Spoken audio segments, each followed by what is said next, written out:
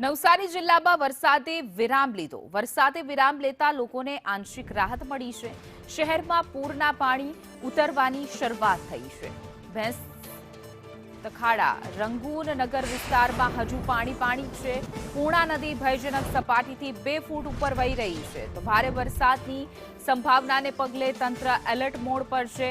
જો કે વરસાદે વિરામ લીધો છે. ધીમે ધીમે પાણી જે છે તે ઓસરી રહ્યા છે, જેના કારણે જનજીવન નોર્મલ થઈ રહ્યું છે. જોઈ શકાય કે હજુ પણ એવા ઘણા વિસ્તારો છે કે જ્યાં હજુ પાણી ભરાયેલા છે અને સાથે જ નવસારી જિલ્લામાં અવિરત વરસાદ બાદ હવે જનજીવન નોર્મલ થતું જોવા મળી રહ્યું છે.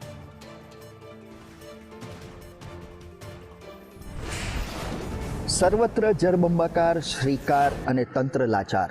બસ કંઈક આ જ પરિસ્થિતિ નવસારી શહેરની જોવા મળી રહી છે. કારણ કે ગઈકાલે નવસારી જિલ્લાની અંદર સાંબેલાધાર મુશળધાર વરસાદ વરસ્યો હતો. કહી શકાય કે લગભગ 15 ઇંચ જેટલો વરસાદ ગઈકાલે ખાબક્યો હતો. તેને પગલે નવસારી શહેર જળમગ્ન બન્યું હતું. અનેક વિસ્તારોમાં પાણી ભરાયા હતા. ત્યારે સીધા જ દ્રશ્યો હું આપને બતાવવા માંગીશ. હજી પણ જે પરિસ્થિતિ છે એ સામાન્ય નથી બની રહી. નવસારી શહેરના રંગૂનનગર સહિતના આ વિસ્તારના આપ દ્રશ્યો જોઈ રહ્યા છો ટીવી સ્ક્રીન ઉપર, જ્યાં લોકોનું જનજીવન પ્રભાવિત બન્યું છે.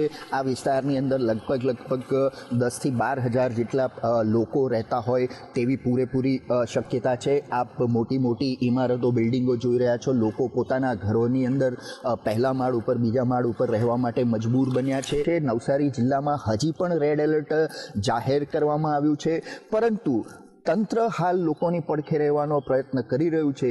તેમ છતાં જે રીતની પરિસ્થિતિ વરસાદની છે અને હાલની જે સ્થિતિ જોવામાં આવી રહી છે તે પ્રમાણે હજી પણ વિકટ પરિસ્થિતિ બની શકે એવી પૂરેપૂરી સંભાવનાઓ વર્તાવાઈ રહી છે. રાજન રાજપૂત, સંદેશ ન્યૂઝ, નવસારી.